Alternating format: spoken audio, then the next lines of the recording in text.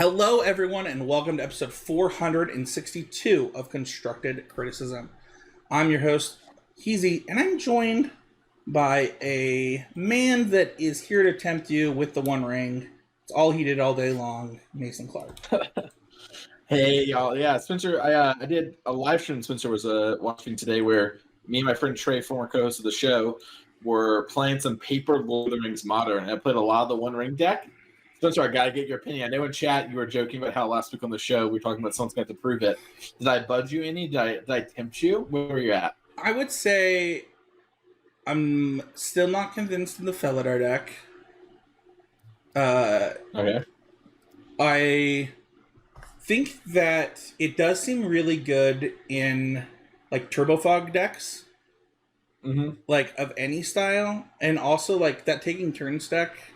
It made a lot of sense in that deck, and the thing that some of those decks sometimes have a really hard time doing is actually like having enough of it at all times, right? And so whether it's Turbo Fog or whether it's a turn deck, oftentimes it's basically the same thing.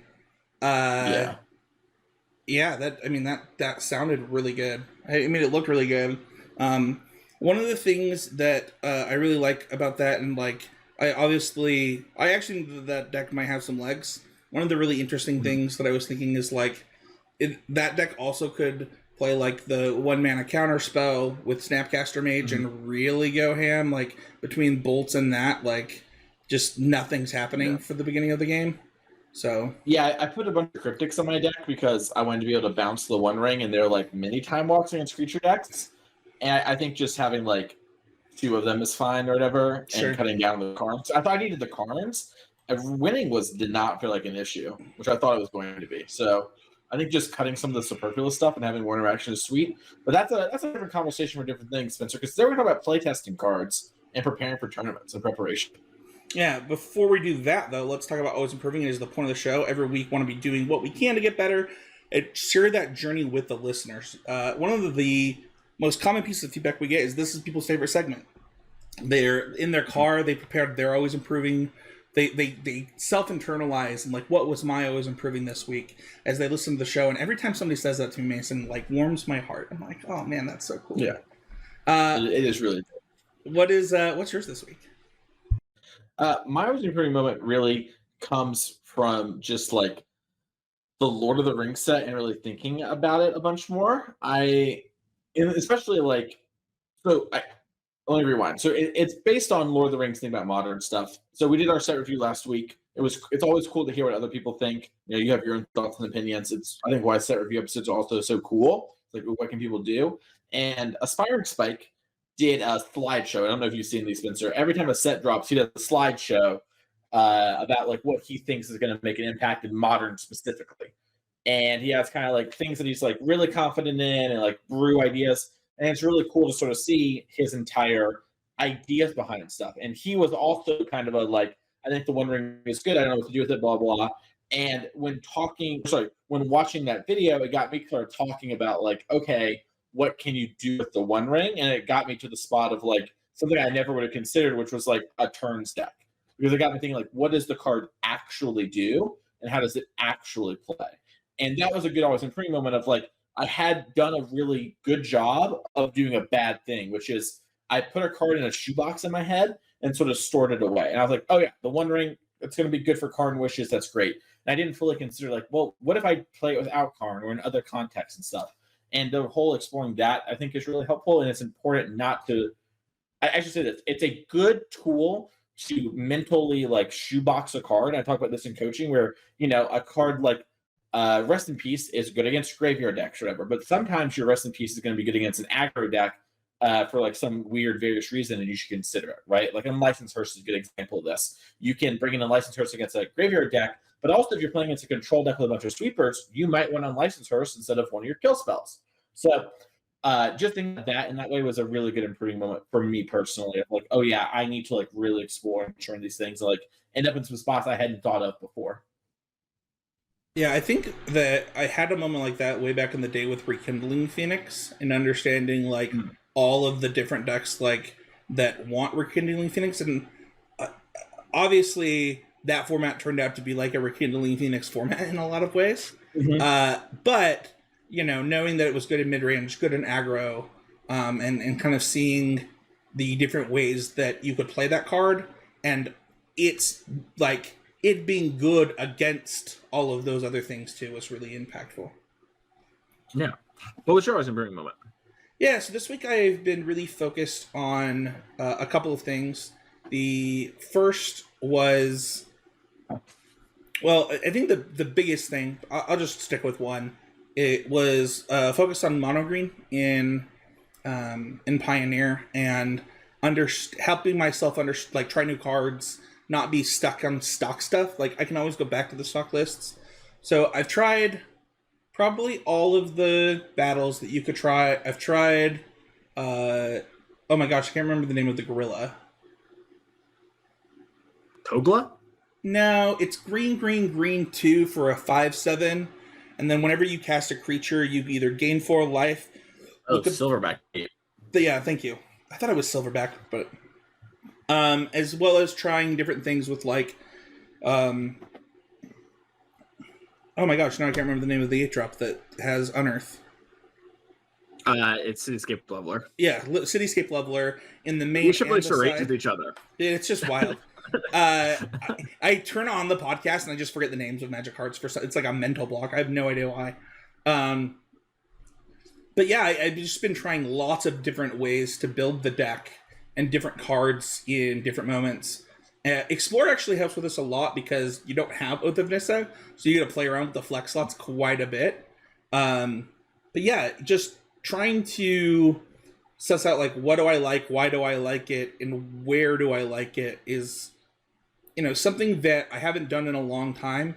Like, oftentimes I only get to that level of stuff when preparing for a big tournament, but because the next couple weeks will be Lord of the Rings, I have a lot of time to dive into Pioneer for RCQs. So nice. Are you doing any? Are you going to play any of the Lord of the Rings RCQs near you, or are you just going to skip them? Well, I will probably play some if I like the limited format. I have a bunch of draft and sealed tokens on Arena, so I'll try it out and see what I think. High value. That's it. I think it's a little bit more gold too. You're just gaming the system. I love it, and I love that always improving moment too. Testing the flex slots and stuff like that is very important, especially when like it's forced on you. But it's like making lemons out of we're making lemonade out of lemons. So I like that a lot. It's a good one. Let's see here. No Patreon shout-outs this week, but if you want to support the show, head on over to patreon.com/ccmtg. We read every single patron that joins the week that they join. And then, small update to the Patreon that we'll announce here. If we pick your question for the Patreon question, I will message you on Patreon, and you will get a discount code for the swag store specific to you that will be larger than the Patreon discount that you already get. I'm thinking I gotta double check what the swag store will let me do, but this week's it's starting this week, so I'll be able to let you know in the message to the person we picked this week. Nice. You're gonna have to wait around to that part of the show to know if you got it, or look at your Patreon box. One of the two. Speaking of the swag store, I just want to remind everybody to check the Discord for your swag store discount. If you are a Patreon, head on over to constructorcrism.com and hit the swag button to get your t-shirts, your water bottles, your desk mats. I gotta get it. I think I'm gonna get a desk mat for what it's worth, Mason, because these playmats are like just so much work to maintain, and the desk mat just fits better. Ooh, you see, I have my failure RPDQ playmat here where I lost playing for the Pro Tour, and they gave me this stinky little playmat to remember it always, and I have it right here. That way I never forget. That's up here. That was on my desk. It is now right there. No, they can watch over you? Yeah. Nice. It's good to have motivation. To be fair, that's got my RCQ top 8 pins. I'm going to try see if I can find my old PTQ top 8 pins. Like, put all my failures on it. Just, like, really remind myself every time I look at my wall. Here's the question. We put the wins on there, too? Nope. No. I like that. Only failures. I've got these, like, RCQ box. Because, when you win the RCQ, Flex. They give you those little pin infinity boxes, and they're just in my closet. And I don't know what to do with them.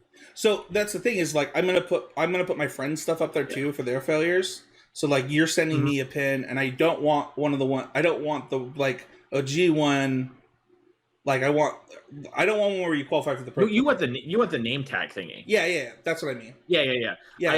So the like name tag thingy is Abe's, I'm not taking the one he just got. Like don't want it. You qualified for the pro tour. Not interested. You'll get two. Yeah. So yeah, you can get the bonus one. But yeah, what's it called? I'm talking about the pins they give you for winning RCQs, like the Shieldred and Teferi. Yeah. I see what you're saying. Yeah, that's what I meant. Yeah, I understand the name tag thing too. I thought you were putting your pin. No, that has pins up there. There are. Oh, okay. It's a little hard to see. Okay, I kind of see it. Yeah. All right. Good talk. Cool.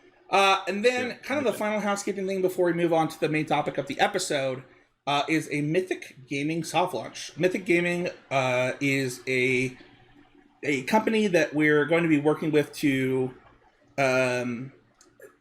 work with Patreon, basically, to make our Patreon better for our listeners. And we're going to do a soft launch with playmats. But I want to invite the listeners to submit playmat designs for constructive criticism.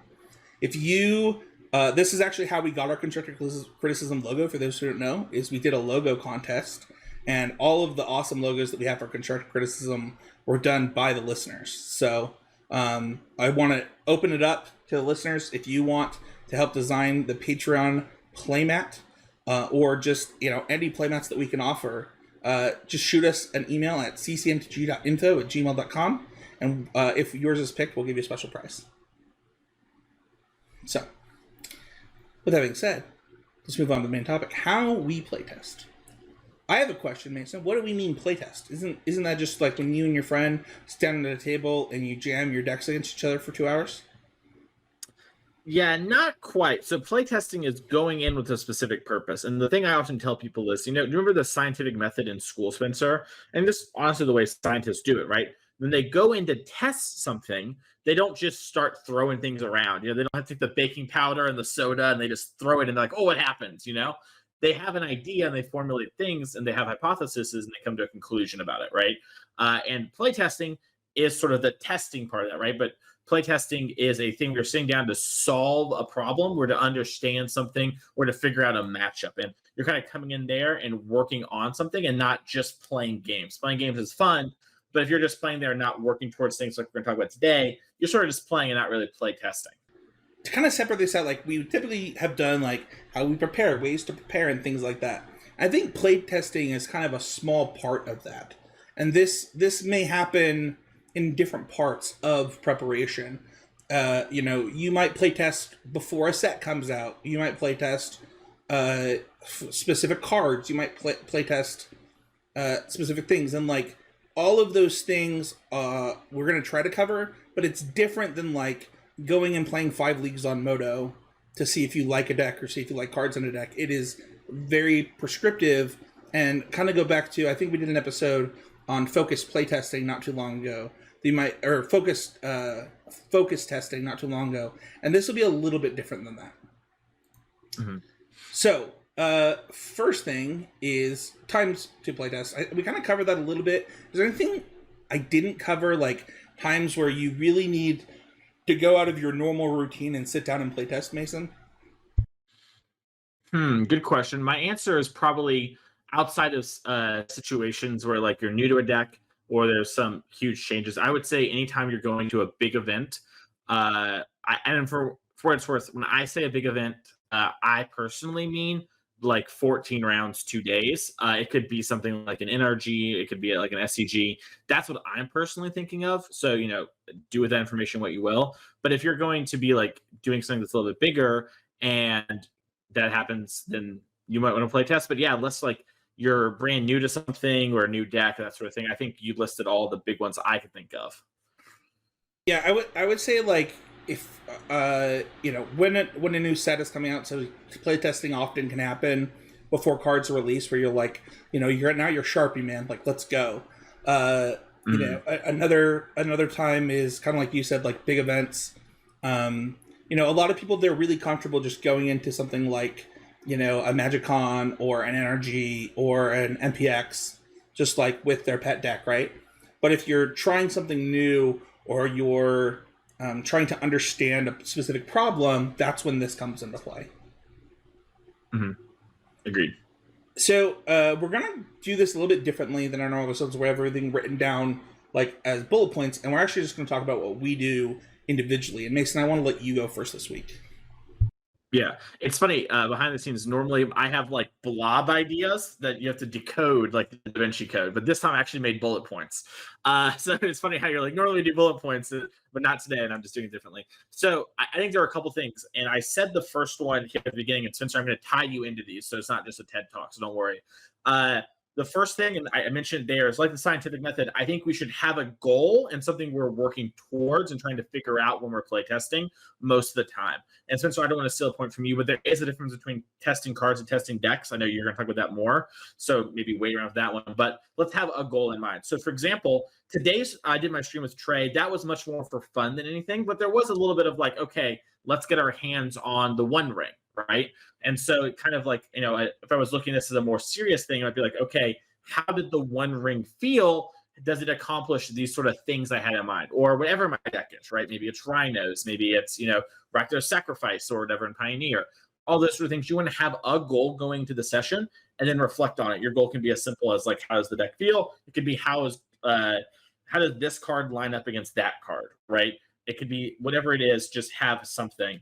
And then from there, this is kind of part 1B to this, is I am a bigger believer in aggressively cheating and testing, especially if you are trying to test a specific card. You should be like making sure that you're actually playing games with that card. So what do I mean by cheating and aggressively cheating? I mean making sure that we actually find the card we want. So for example, let's say Spencer is testing out a sideboard card against my mono green devotion deck in Pioneer, right? If we just shuffle up and play a bunch of games, we're not drawing the card. That's not a very good use of our time. I would personally prefer, once everything gets strong, to have Spencer have it in his hand or make him draw it by like turn 3 or 4, and then see how the games play out. A similar thing is like, you know, if we're playing and Spencer draws a bunch of lands in a row, I'd much rather him be like, hey, buddy, like I've just drawn 4 lands in a row. I'm going to scry to a spell. And like, you know, it's a good data point for you that, yeah, you ran me out of resources where this game's played out that way, but let's be efficient with our time and see what else happens. And inversely, you know, if he doesn't draw lands, be like, okay, let's see what happens if I would get out of here. So it's important to play real games and do non-cheaty face stuff. But early on in figuring out if a card is good or not, I really like cheating. I don't know how you feel about this part, Spencer, before I get into the rest of it. Yeah, I think that I can actually think of a specific scenario where we did this, where we were trying to figure out the mono blue matchup with Gruul's Gone Wild, or Green Red Devotion, as they call it. You don't like Gruul's Gone Wild, man? That was the name of my deck list. I think that's a 2013 deck list name that I've ever heard one. I mean, that's factual. That's just like. So we're trying to figure it out, and what I ended up noticing is, like there were a lot of flyers in that deck, like a lot of them, you know, and I also noticed that they weren't very big, and so we did exactly one. So this was like right before the event that we were all prepping for. There were like a couple of people not convinced to play this deck, and I was like, I promise it's good. They're like, I don't know how you could possibly beat mono blue. And I was like, no, like, watch. And then I like put Gruul Charm in my opener for a couple games, and they literally could not beat the card. And they're like, oh, okay, I guess we're playing this deck now because it has mono good matchups. Yeah, and I think that is a great example, right? And also, imagine if you played it and you just lost a bunch, right? Then it's like, oh, I've learned, and like now I know, like maybe this isn't the right card, but some other equivalent would have been the right card, right? Maybe you would have started with a Pyroclasm and then ended up on Gruul Charm, right? So there's a lot of different ways to go about that. But I basically think players are just really rigid and like, well, we've got to play the games out exactly like how they play. And the goal isn't to play Magic, it's to learn right now, right? Your goal isn't playing Magic, it's learning. And so you should try to maximize learning above all else. This sort of leads to my next part, which is reflecting on the games we've played. I think personally, I prefer to do it after every game or two. I know some people prefer to do it at the end of the session, in the middle, however you want to do this. I just think this is an important part of reflect on what's happened and sort of what you think from both parties. I've had people where I've worked with before, they like prefer to write it down. That's not my vibe, but that's totally fine. And then you compare notes essentially, which I like doing in the form of conversation. So imagine, once again, Spencer and I are playing the Recto Sack versus Mono Green matchup or whatever, right? And Spencer just goes, yeah, I feel like, Karn's the only card that matters, blah, blah, blah, blah, blah, all these things. And then I'm like, oh, yeah, I agree, except for maybe, or how about he thinks it's really good. And it's like, yeah, and I can't beat a flip blue Chronos. And I'd be like, yeah, I have to be really careful against your claim the firstborns when I do that, which is an important part to realize, right? And so that, even though Spencer probably knows that too, it's good to have that conversation about okay, this is sort of what's mattering, because sometimes you're going to disagree, and having that conversation is really important, right? Let's say Spencer disagreed, and it's I don't think claim's that good. And I'm like, well, I have a lot of early aggression. I need the devotion. Even taking claim plus an elf with village rates could be good, and claiming and udding it. All these things sort of come up. So while it's not broken, it's pretty good. And even if we disagree or we don't come to the same conclusion, we both get a little bit out of it, right? And theoretically, Spencer would say his side of the argument too. And that is sort of reflecting on it. And then also, in the past, we've talked a lot on the podcast about what the truth of the matchup is, sort of the truth of what's mattering. Can we rewind for a second? Yeah. Just because I had something I want to say on that one is yeah, I think that Mason brought up a really good point of everybody's going to work in their own way, and it's important to understand how each other work when you're doing these type of things. So for example, if one person's hey, can I take 5 minutes to write down my thoughts, or to decode my thoughts that I wrote down during playtesting, and then Mason's cool, can we have a discussion after that? That's a really good communication tool. And there are lots of ways to do this that I've found success with. You could even have a layout of key cards, what were the top 3 cards that matter to the matchup, what are the key turns on mana, what are the key important turns, things like that. Just having a list of those things to write down can help facilitate the conversation, but it isn't necessary. Yeah. So that actually what you just mentioned is part of the truth of the matchup. So I'm going to pick up right where you were there. Go ahead. But I think it's really important what you said there too. So I'm glad you highlighted it. Working together and working with the person is important. Magic is a team sport. Anyways, so what Spencer just said there about key turns, key spots on mana, choke points, where's their deck clogged or whatever. These are all sort of parts of what we called on the podcast the truth of the matchup and sort of the keys to the matchup. The truth can often be sort of how does this play out and how do these things interact is how we shorthand it. But what Spencer just mentioned are the truths, right? So for example, let's say Spirits and Pioneer right now, it's a deck y'all are probably playing against a lot. When they hit 3 mana, there's a lot of different combinations of things that can happen, right? Especially 4 or 5, sometimes 2, where it's Spell Queller plus a slip out the back for a Spell Queller and a Lofty Denial, or double Lofty, or Rattle Chains Lofty, or Rattle Chains Flask and Allure to beat your burn spell. There's a lot of different combinations, right? And a truth of the matchup might be when they can get to double spell, it becomes really hard for you to succeed if you're single spelling, right? And another truth might be you want to try and double spell against them, right? Or use their mana in a way where you can spell again before they untap, right? So these are sort of things, and these can be figured out at any point. And I think they are the thing that I am often, when I'm doing, as Spencer will call it, deck versus deck testing. Once I figure out how the decks interact against one another and line up on a big picture, I am down to move on if we have a lot of other things to get through. But if we're just focus testing one thing, once you figure out the truths, I want to reflect on that, and then I want to try and see how true it is by changing up the way we play and also playing into it a little bit. And by what I mean by playing into it is be okay, we think this is true, let's stress test it a bit, and then playing around it, it's okay, we think the matchup gets really hard when 3 or 4 mana gets hit. Let's try to sideboard in such a way that we don't have any 4-drops and we're just sort of super aggressive and we're going underneath you. And I'm playing Unlicensed Hearse to have more 2-drops in my deck. Just crazy stuff like that, quote unquote, is really important to me. I'm curious what you think about that, Spencer, before I get to my last 2 points here. Yeah, I mostly agree with that. I think that this is getting to the point of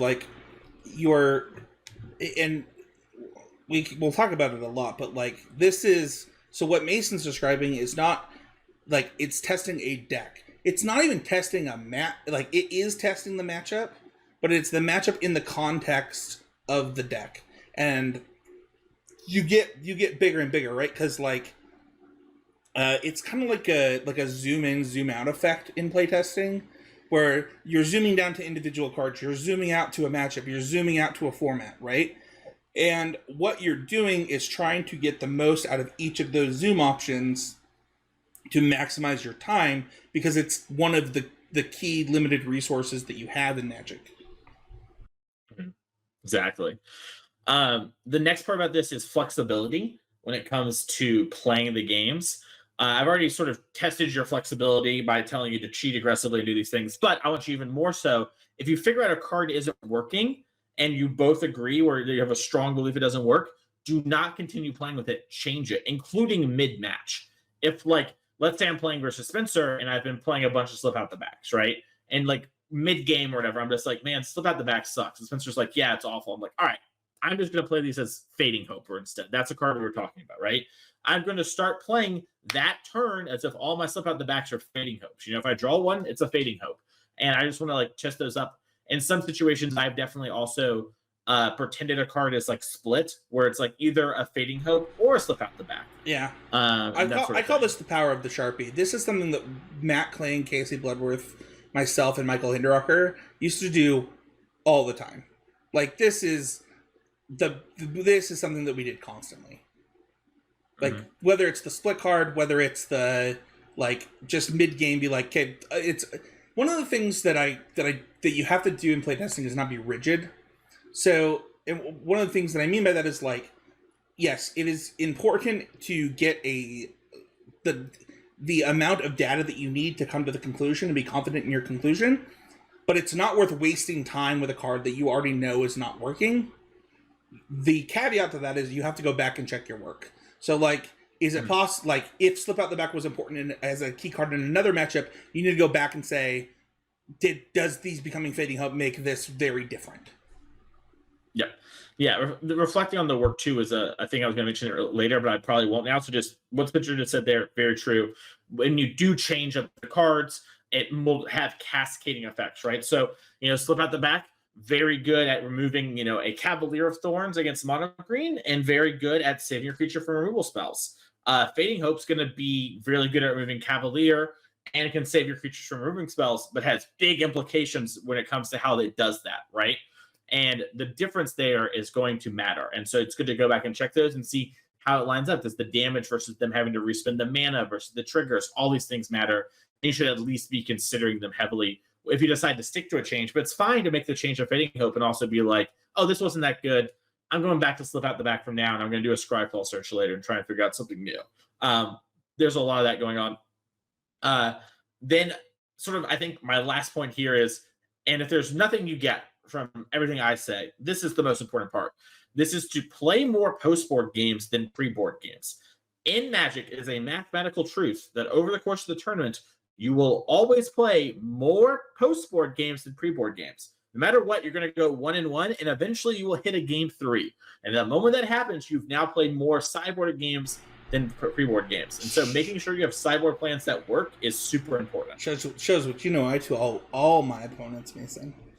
You show that it's equally important, and you should spend an equal amount of time on it.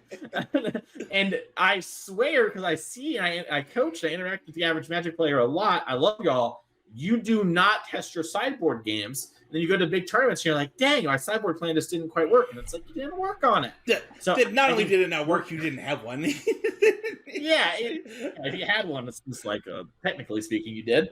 You brought in your rips. Yeah, I want to call out a couple of important things.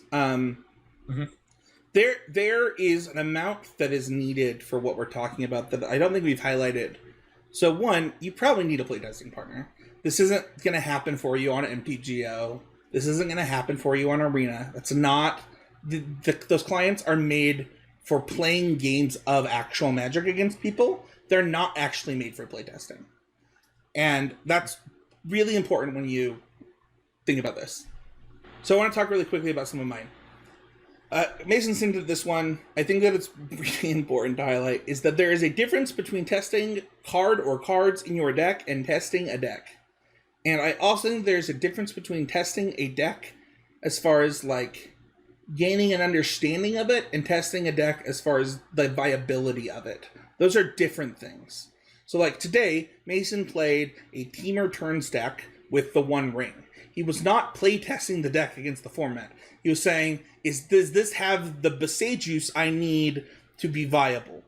And like that's just a different thing. But most of the time when people think of playtesting, they're learning the deck, they're learning the matchups. That's part of playtesting, but those are different things. Testing cards, when Mason talks about cheating, that's usually because you're testing a card, or you're testing a couple of cards, or you're testing a card in a specific situation, or you're testing a play pattern. So, yeah.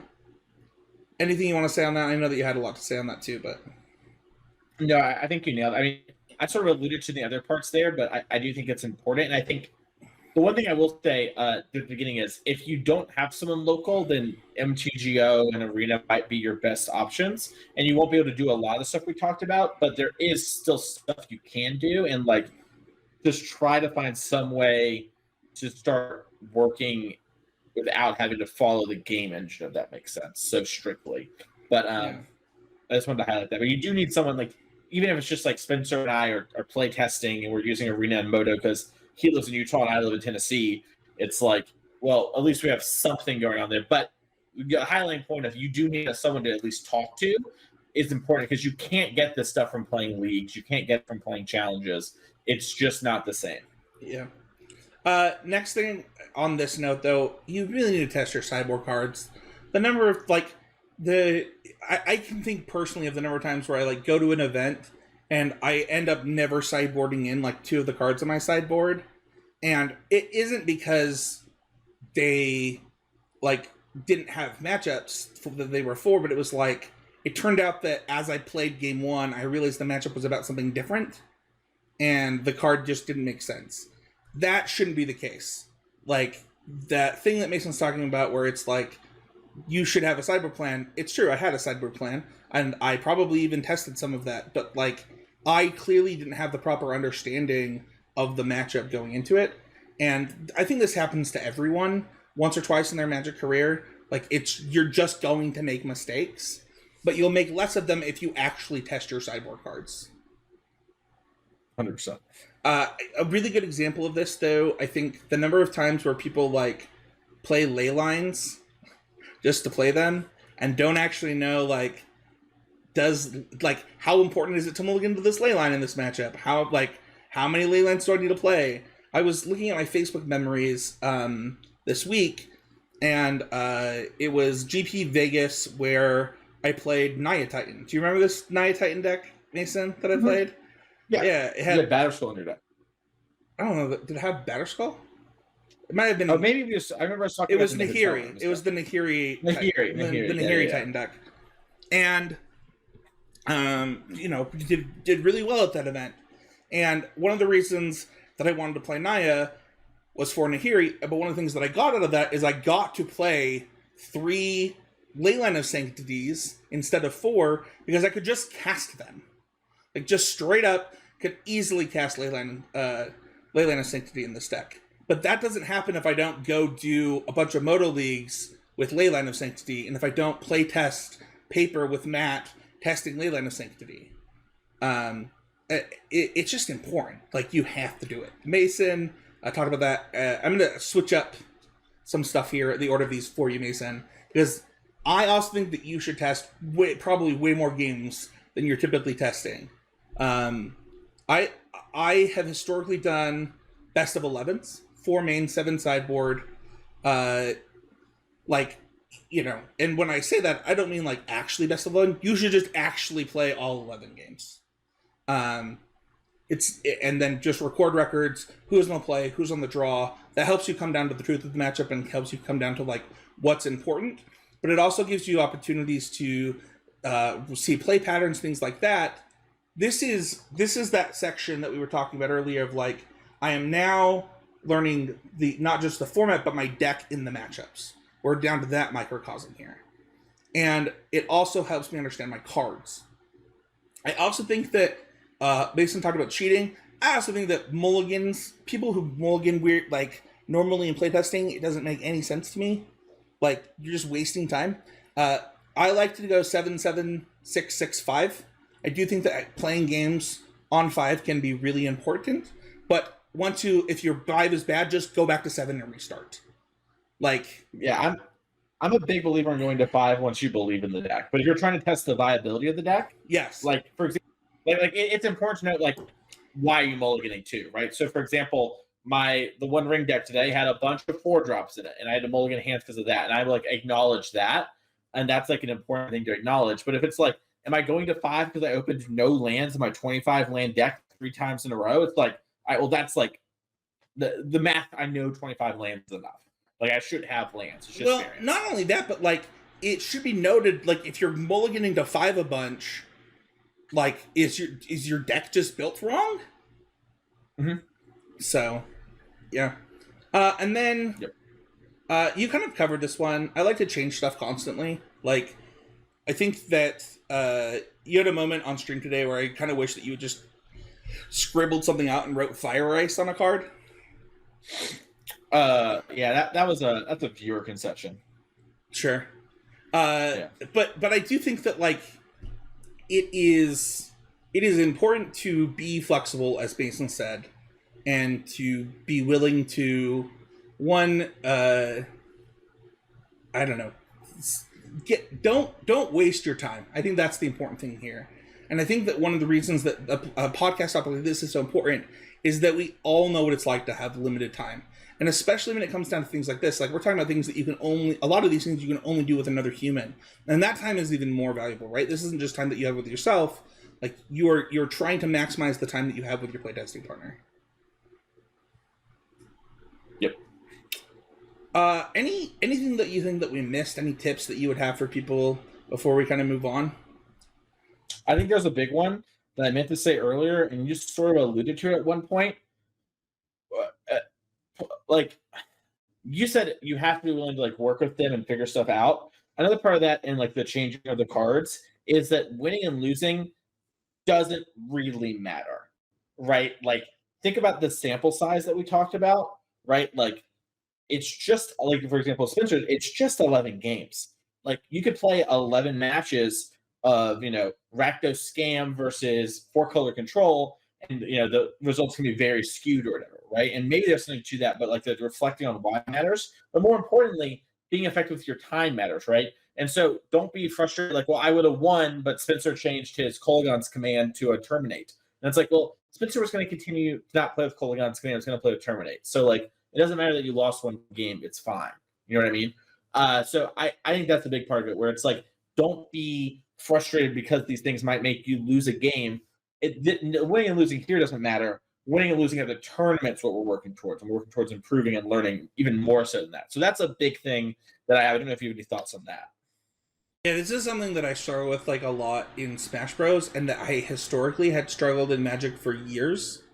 And sometimes I've caught myself falling into that trap again in Magic, where I really just want to beat my friends because like I'm a competitive person, and I have to like take a step back and be like, wait a second, there's no reason to feel this way. It's the classic check yourself before you wreck yourself, because like if you are getting emotionally invested in the results of these matches or these games, then you are not approaching playtesting in the way that will produce the results that give you the truth of the matchup, that give you these things, right? Because you're more focused on winning than you are learning. So, I agree. 100%. I feel like I had one more, but I can't remember. Was there anything that you thought while we were talking there? And if I forget it, then so be it. It's a Patreon content thing. You'll see it in the Discord. Yeah, I think that we covered most of what I wanted to talk about. I'm sad that that Abe wasn't here. I think he probably would have had some stuff to add. No, I think that we covered most of it. This episode was a little bit different because we're kind of going off of like what we do individually, and rather than having like a set thing for the listener. And I think that that's good because I think that there's not a cookie cutter way to do this, or else somebody would have written an article about it and everybody would do that, right? There are articles written about this. There are videos made about this. There are things that you can do, but it's kind of about finding the balance that works for you, your playtesting partner, and for, your time. 100%. I the thing that hit me is there's some amount of putting time in and work in. So I talk about this a lot in coaching. I have historically and do play a lot less Magic than my contemporaries. Like Misplaced Ginger is the example I always give. Ginger plays about 40 hours minimum of Make Go a week. Just he puts in his 40. I do not put in close to 40 a week. And there is some amount of you need to put a lot of time in. It does have diminishing returns, but if you're going to play test to do stuff, set aside a good amount of time to do it. Like I would say at least an hour and a half is like the bare minimum to get a lot of these things down. And understand that these things do take time. And even if you do all these things, you won't master them right away because you're going to have to learn how to work with your partner. You're going to have to learn how to do these things. You're going to have to learn to get information, and you're going to make mistakes. Like, we had Nathan on the show a couple weeks ago. Nathan's great. I think Team Handshake's the best team in the world right now. If they just added Paulo, they'd be unstoppable. And they had their Jeskai Dragons deck for the Arena Pro Tour that did middling. But going into it, they said it was the best. Like Nathan said, it's the best deck he ever played in Standard. We're so far ahead, essentially. And I believe Nathan really felt that way. I also think the data's bore out that wasn't maybe the case. Well, maybe never know now because of the bannings. But an example of even the best get it wrong, right? And you're just going to have to do these things, and you will make mistakes, but those are just always improving learning moments. You'll get better at this with time. Don't give up. All right, that'll do it for our main topic, Mason. One of the ways to join the show is to become a patron. $5 or more, you get access to the Discord. It gives you access to the Patreon question. What is this week's Patreon question? This one comes in from Leo. Leo says, I'm a returning competitive player and have made the decision to make some goals around getting to the Pro Tour. Smaller goals at the beginning, working the way to the Pro Tour one day. Leo's question is, do you have a favorite format? When the season changed, are you happy to change of those formats, or is it a struggle for you? If so, how do you move past the struggle? Or do you just continue to play your best format and just play the competitive tournaments that award earning the reward that and maybe not tied it directly to the Pro Tour? So I really like this question, Leo, for two big parts. One, it acknowledges first I should say we're all Magic players. So you're going to have your preferences, right? Like Spencer's going to like some different formats that I might like, and then vice versa, or we might both like the same format that Abe doesn't like, right? It's going to change up, and it's also going to change as the sets change, right? The formats change. But I think a big part of like the question here is like, what happens when things change and it isn't something you super like? And my answer is I want to play Pro Tours and improve at Magic and compete, and that makes what I like about the format not really matter. I don't super like playing Pioneer at competitive stakes. I do not find it very fun. I love playing Pioneer when it's like Moto Leagues for fun or casually or for fun. That stuff is goated. That's one of my favorite formats then. Competitive, not super excited. I still put the time in for the RC, even if that's the case. And, I'm going to play whatever those tournaments are. And so while I'll play other tournaments like 5Ks or something during RC Pioneer season, if they come up and they don't interfere with that, I am always going to kind of prioritize the Pro Tour over top of those things. But that's a personal goal, and you can choose whatever goals you want. There's no wrong way to do it. And I think some people at home, I'm not saying you are, Leo, but I know some people feel like there's only it's either you're all on the Pro Tour or you're not. Things can shift and you can turn. That's my answer to it. Spencer, what is yours? Also, my favorite format's Modern. It's the GOAT. Yeah, so historically I've always had favorite formats. It's been Modern at one time, it's been Extended at one time, it's been Standard at one time. Might be, I don't know what it is right now. I don't know that I have a favorite format right now. I think they're all equally fine. Like, I don't think that there's like a bad competitive format right now. I think they're all just like pretty good. It might be Modern right now, but I'm not sure. The ring tempts you. No, that's not why. No, when the season you saw a Teamer deck and you were like, I do like Teamer decks. I do think that when the season changes, I don't know. I've been playing Magic seasonally so long. I prefer the seasons because it helps me focus and like. I think that let me answer the question this way. There were times where I took Modern Season off when I really didn't like what Modern was at the time. This was like years ago, but there have been times where I just didn't play Modern Season back in the day. That's not what I would do now because I think Modern's pretty great right now. But if you don't love a format, it's okay to not play a Pro Tour. Like the thing is that playing every Pro Tour doesn't get you anything anymore, right? So like if you just don't like something and you're going to be miserable, don't do it. However, I will also say that I don't think it's that hard to find something that you like about competitive Magic formats when you're a competitive Magic player. That's just my take. Like, it is. I'm the type of person right now. My goal is to just go to the RCs. I have not decided again to like try really hard for a Pro Tour invite just because of family stuff, but I can certainly say that it's really easy for me to go into different things and understand the flaws in the format. Like, I like Pioneer a lot, but it really does kind of suck that it's like a format that is very play draw dependent, and also you have to have certain cards because it's so play draw dependent, both in your deck and in your opening hands. And like that is a flaw in the format. I still think the format's really fun, and I think there's like a ton of viable decks in the format, but I can understand if that hiccup is like the thing that you don't like. That's just factually true about the format. That will not change unless they suddenly ban Elf and ban like Thoughtseize. Like that's just not changing. So I don't know if that's an answer to the question. I feel like it is. I think like the question to me like boils down to like what your favorite format, which obviously I think you answered not really right now. You like them all a lot, but there have been times, right? And then the other part of the question is like, what do you do when it's not your favorite thing? And I think you gave a viable answer of like, one, you don't have to, and two, there's things to enjoy, right? I think another important thing that I get asked a lot in coaching is like, how much are you willing to sacrifice in equity for fun? And I think that's really a question that each individual person has to answer. But like, if you're like, I'm not going to lose sleep if I miss the RC, well, then play the deck you enjoy more. Yeah, just like have a fun time. It's just something that like Mason. I know that you follow me on my private Twitter, but I was debating if I'm going to this next RC or not. Like if I want to try to even go, just because of one, I think I've talked about it on the podcast. One, it's like the week before Christmas. Two, the job stuff, and like I need to like make a decision now, and like in the next 2 weeks. Like that just has to happen now, and I think that it's all personal. Like it has to be internal as to what your goals are, and you kind of talked about that at the beginning of your question, right? Like your goal is to get to the Pro Tour. So now it's about when do you want to take shots at that goal? Because like one of the things that you can't do is just burn yourself out on RCQs and quit Magic like forever, because that happens a lot where somebody's like, I'm never going to get there, and like you just start playing worse and worse, or like building plateaus for yourself. It's really hard.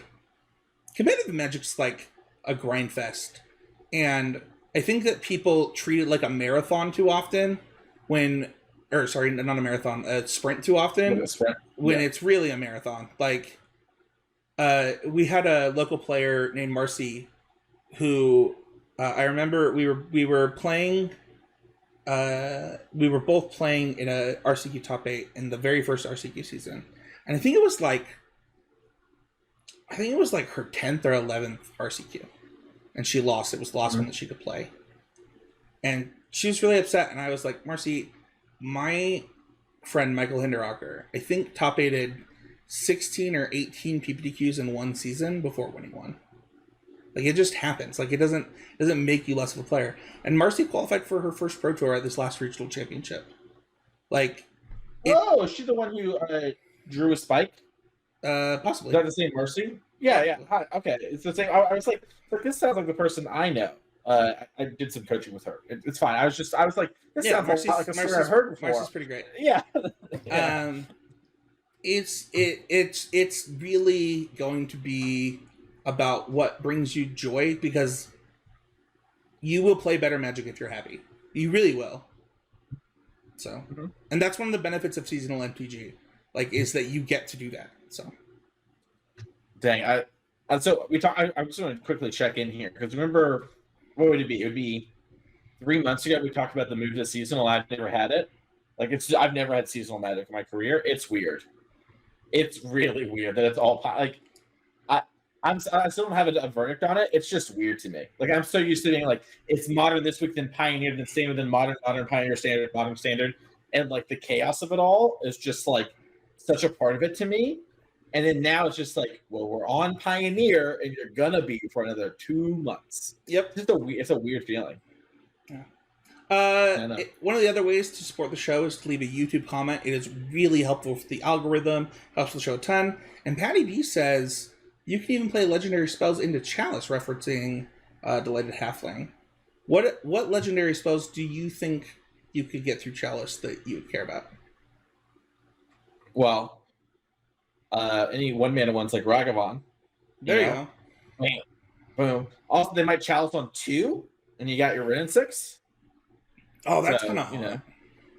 Yeah, I was trying to think of 2-drops and 1-drops that are legendary, but it is. I think those are the main ones I can think of right now.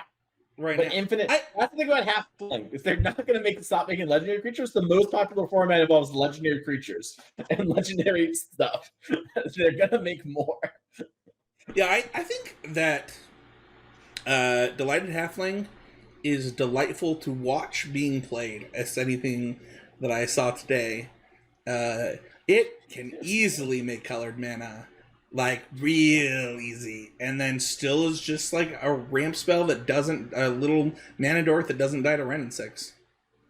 Yeah, I mean, like, as long as your card isn't like color something or like XYZ color, Halfling makes casting them super easy. Like, it's just not that hard. Yeah. Especially with like fetch lands. Like if this was a Pioneer only card, I'd be like, it's kind of tough. I don't know, but it's modern, baby. You got fetch lands. So those are some of the best ways to join the conversation. Don't forget to check out the Patreon Discord, the public Discord, as well as our Twitter at CCMTG. You can check out the Drafting Archetypes podcast here on the Constructive Criticism Network. Like, sub, comment, and review. If you want to find me, you can find me at Spencer13H on Twitter. You can find me, as the time of this recording, I'm starting streaming up tomorrow, Mason. Tuesdays and Thursdays, talk to the wife. It's something I wanted to do a while back, but I didn't want to just do MTG. Trying to figure out kind of what that's going to look like. But tomorrow's MTG, I think the first couple weeks will be Magic the Gathering, but we'll eventually get some Smash in there. We'll eventually get some Star Wars games, Valheim, just all kinds of stuff. So, and then if you are looking for coaching and Mason isn't your speed because he's too handsome, just hit me up at spencerhowland@gmail.com. I am intimidating with my handsomeness. Everyone's talking about it, but not around me because they're intimidated. That's why I know, because no one's brought it up. Because they would have obviously already. If you want to reach me, you can find me on Twitter at Mason E. Clark. You can find me each and every week over at Card Kingdom. This week I'm writing about only One Ring decks in Modern. If you've heard all this stuff, I'm going to have like 5 the One Ring decks. Check it out. It'll be really cool. If you want to get coaching, reach out via Twitter, which once again is Mason E. Clark. And then my Gmail is also masoneclark@gmail.com. You can reach out to me there, put in the heading coaching. I do have availabilities open right now. There's a couple, so you can fit those in. And I have, now that my internet's good enough, you can see me over here on the camera and stuff. I have been streaming basically every morning at around, I would say, 8 a.m. has been the actual start time central. And I've been streaming right now just from Modern. I have not wanted to stream Pioneer. One, because Pioneer did not spark joy and I had to play it a bunch for a while, but also because everyone's just playing Lotus Field and Dross combo, and I was just like, I'm gonna let everyone get that out of their system for 2 weeks, and then I'll come back and play some cool. I want to play some Verona, I want to do some stuff. So there's a lot of different stuff there, but we're gonna do a lot of Lord of the Rings for the next couple of weeks. It's gonna be really fun. So hopefully see you there. And you can see me on the NRG coverage this weekend. So I'll be commentating that. Legacy, Hog. Mason, what did you learn on the show this week? I learned that Marcy lives in Utah, which I didn't know. I didn't know that you knew her. It's a small world. I'm not 100% that it's the same Marcy, but like probably. It's sad. I mean, the odds of this, that's not the case. Then 2 girls with the exact same story both qualified for the Pro Tour at this last RC, which is incredible.